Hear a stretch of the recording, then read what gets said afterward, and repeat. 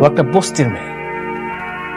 ওকে বস্তির থেকে তুলে নিয়ে এসে আপনি শালিমা বিল্ডার্স এর মতো হাজার হাজার কোটি টাকার মালিক বানিয়ে দিয়েছেন। আপনি কিন্তু কাজটা মোটেও ঠিক করেন নাই। Very bad. মানে? ও মানে বুঝতে পারছেন না? মানে শার্প অ্যান্ড ক্লিয়ার। মেঘলা শাকের চৌধুরীর মেয়ে না। শাকের চৌধুরীর মেয়ে হচ্ছে শালিমা। এ হচ্ছে অরিজিনাল মেয়ে। Shalimar builders group of industries এর একমাত্র উত্তরাধিকারী।